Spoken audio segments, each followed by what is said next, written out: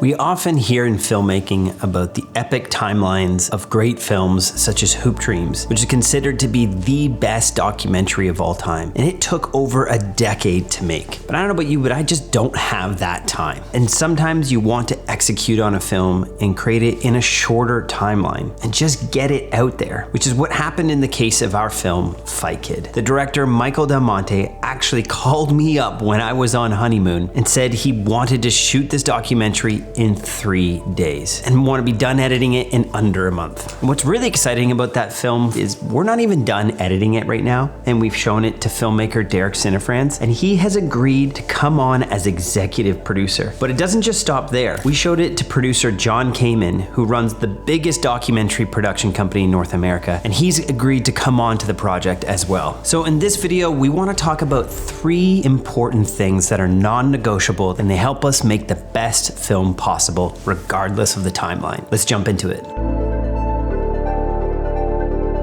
I'm here with director Michael Del Monte and co-founder of AOD. So we're going to talk about Fight Kid and take you through this pre-production and look at those 3 key areas that we as a team always want to have nailed down. It's something that we're always discussing in order to know, are we going to make the best film possible? Especially when you're on a condensed schedule. Yes. I want to emphasize that. You know, sometimes when you're doing a longer project, you might have time to explore, but in the case of Fight Kid, this was a film I talked to Mark about and saying we could shoot this whole thing in 3 days. We shot this in a different country in South Florida. We didn't have the opportunity to go back, so we really had to nail all of our logistics. You can't avoid pre-production in filmmaking. Either you do pre-production, or as Mike mentioned, you might have years where you kind of discover and learn what kind of film you're making. Or if you don't have either of those things, your pre-production will happen in post-production when you're editing the film and you start thinking, well, we're missing this, and you begin to plan. So always, if you don't have much time on set, you absolutely need to be prepared. So let's talk about that first element, Mike, that you always start with your projects.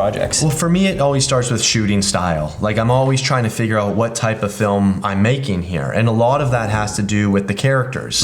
You know, the characters are almost your star athletes. So in this case, if you're the director, you want to think about, like, what type of characters do I have? Are they more reflective? Or do they have a lot of energy? Are they sporadic? Do they work better on their own? Or should I put them in relationships with people? So I'm always trying to think about the actual tone and style of the film. I'm not just trying to impose what I want. I have to rely on my characters. And when it comes to Mike's visual styles, you'll see what's really interesting is he doesn't just talk about look. When you were sending this pre-production here to us in the film, I thought this was interesting. You broke up the film between pacing style and visual style, which it made me actually then think, because it isn't just about the lighting or the lensing, it's actually about how long are we holding shots? And in turn, then you're asking yourself, are the characters going to have the right performance? Are the locations going to be good? So, yeah, you break up your visual styles into 2 simple columns, and in this case, you just said to the team, go watch The Fighter. Absolutely. The Fighter and Warrior were 2 big references. Obviously, it's a film about a father pushing his kid into an MMA match, even though he's 10 pounds overweight. It's going to make him lose that weight to get into the fight. And so it's a relational film, father and son. So, you know, Warrior for me,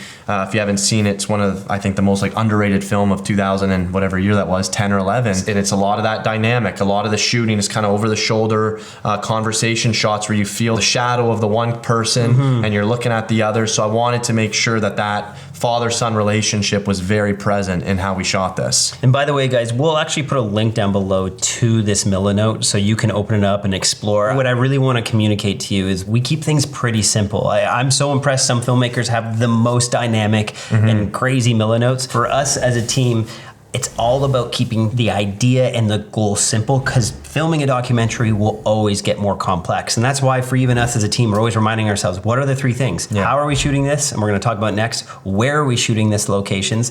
And then thirdly is, when are we shooting this? Because those 3 things, if you don't know the how, where, and when, you're going to get onto set and it's going to be very challenging because everything is going to feel beautiful and you're going to be overtime. Yeah. A lot of the things I'll do, which you'll see in here, is I'll often tell my DP, I'll give them some films to go watch. Whoever the crew is, I'll give them 2 or 3 films that I ask them to watch prior to us going. This is important for documentary filmmakers as well, because there's so many different styles of documentary filmmaking. If we're doing more of an investigative, sit down, mystery type of exploration, or if it's more verite, cameras kind of floating, observational. So really figuring out that style beforehand when you're in that compressed time, I highly suggest, as opposed to just trying to figure it out on set and then you walk away with something that's a bit of a mishmash all over the place. Exactly.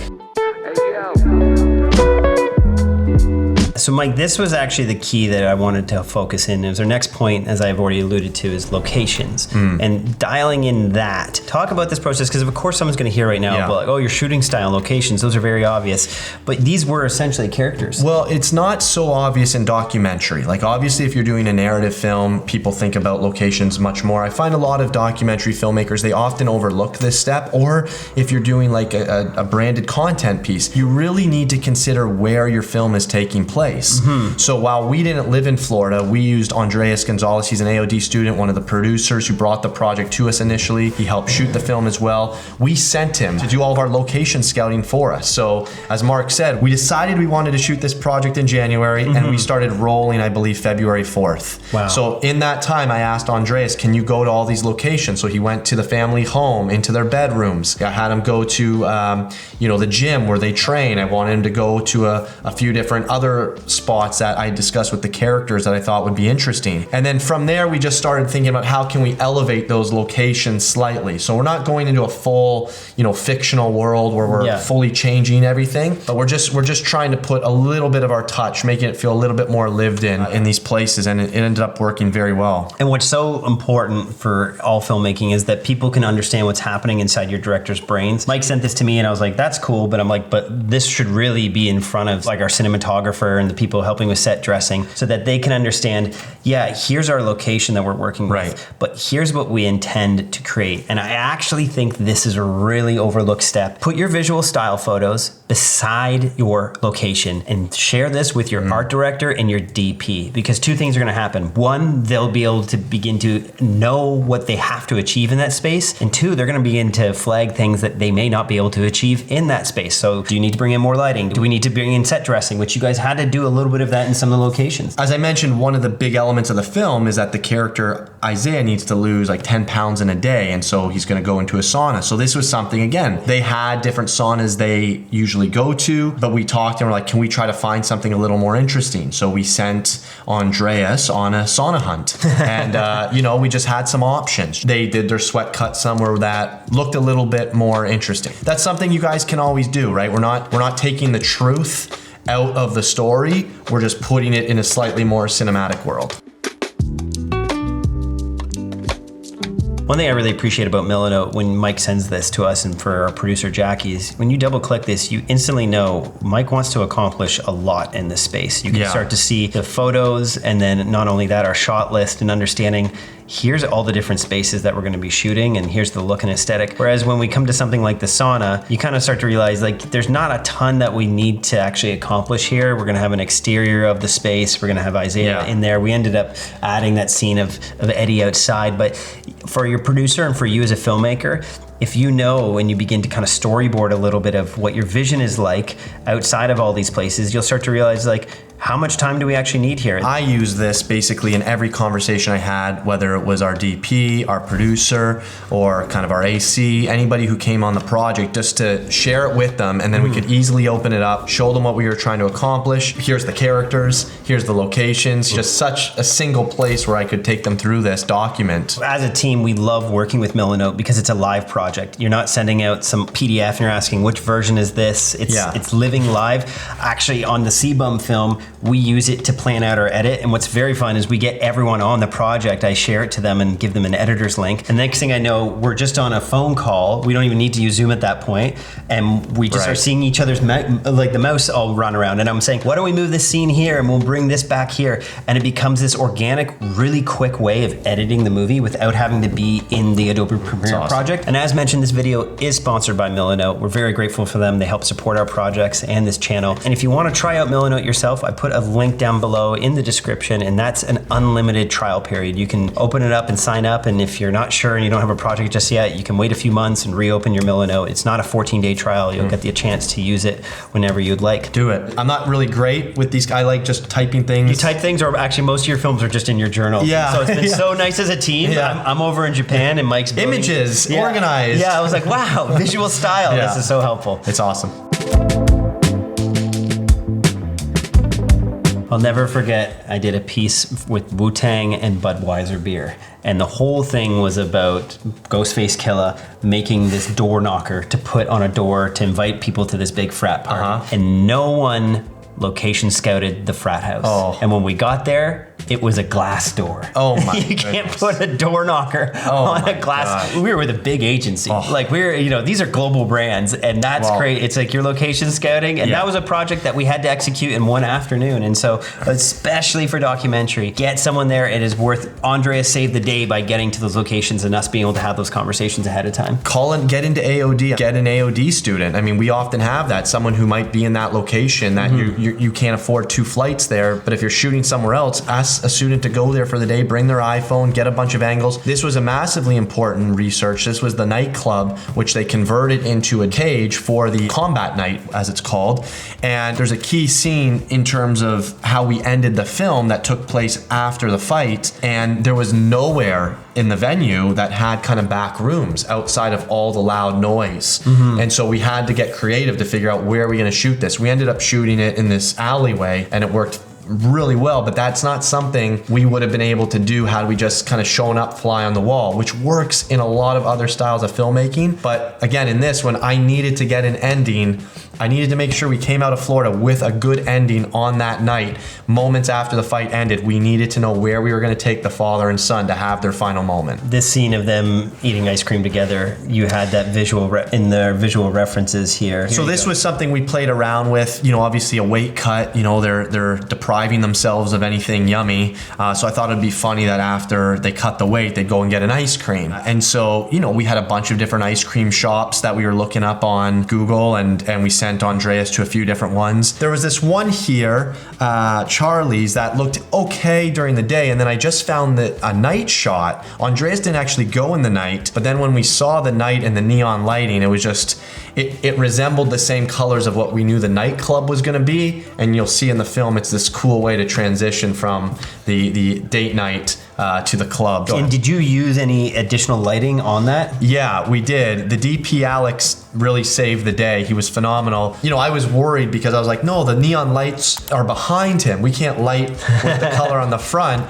And he's like, well, no one's gonna realize it. Like they just think it's being wrapped around. But you're stuck in true reality. I'm just stuck in reality. Like, no, they're gonna have to face because we have to light with practicals. And then he's like, no, we can just do a little tube and it looks great. We always say your gift can become your curse. Your gift is that you haven't had to do as much commercial filmmaking as some others. You've always been in documentary, but in turn, you realize, hey, I can do some tricks. Now after finishing this, I'm like, oh my gosh, now I really want to make a movie. Narrative. Well, that was a bit of the point of this film, Mike, is we've worked so extensively, both together and separately. Mike's done over 5 feature films in the documentary space that, again, there comes that point in your career where you're like, what is the next step? How am I growing and evolving as a filmmaker? And for you, it's that journey now into scripted. And so doing this hybrid documentary scripted approach has been unique. Yeah, it gives you the best of both worlds in my mind. If you're new at this, you should start with documentary because you need to learn how to work in authentic environments with real people,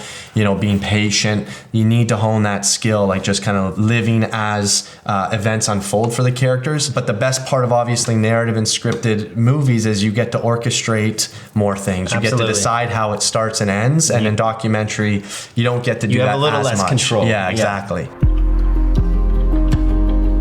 And lastly is schedule. And of course, this sounds very obvious. Yes, you need a schedule, but sometimes documentaries, we just show up to a location and discover what's happening. Mike, you had a very specific approach on this. Well, like I said, we had 3 days to film this, and working with the characters from afar, we mapped out the scenes and ideas we were going to film. Again, all of this is in their own words. They're not acting, they're playing themselves, they're living these events. This is a real fight. Everything is real in a documentary in that sense, but we knew where we wanted the different events to take place, whether it was the sauna, the weight loss, or where the weigh-in. And so we went into the scheduling knowing we've got 3 hours at the house to film, them taping up garbage bags. We've got 2 hours at the sauna to film this. So we just went in very structured, knowing what the days entailed for our scenes, so that we didn't, as Mark said, just kind of show up following our character. I've done that on docs. It's a beautiful experience to kind of follow your character for a few hours a day and just see where it leads. But again, if you're trying to shoot something in the next month or in the next couple months and you have a limited amount of time, I really suggest working with the characters, figuring out the scenes you want and scheduling them in. And that muscle you're going to develop of understanding locations versus a schedule and what you can accomplish there is going to apply when you work on commercials. Because commercials, there's so many people on that set, and it's something I had friction with when I would start off. ADs would be like, what are we shooting here? And like, can you get it done in an hour? But you realize when you have limited space and time, I would just be like, no, let me just do my thing. Let me figure it out. You're just pushing the problem down the line. Either deal with the problem right there and then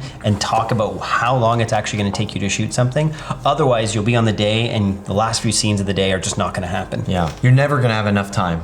Making a film, you always wish, it always sort of feels like a sprint. I think having a producer, you know, if you don't have a producer, at least putting your producing hat on. As Mark said, you want to make sure that those ideas that you have the ability to shoot those in real places so that you don't get to the edit and are like, I missed this whole idea that I wanted to cover. I missed this whole scene because we got, you know, too behind on this location. So putting a schedule really is going to help protect you in the edit.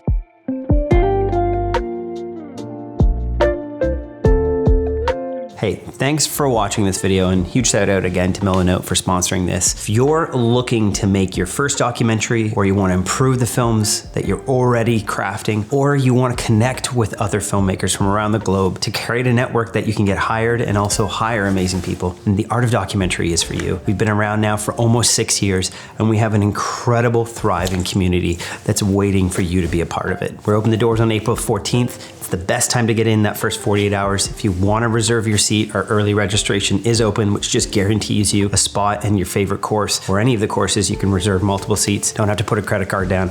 We just like to make sure that you can get that sale price when the doors open. Amazing. We'll see you on April 14th, I guess. Otherwise, maybe I'll see you walking around Toronto like I see so many of you. I hate goodbyes, but I don't mind seeing that Sora, at least version 1, is gone because I'm just not a big fan of that AI slop. Have a great day.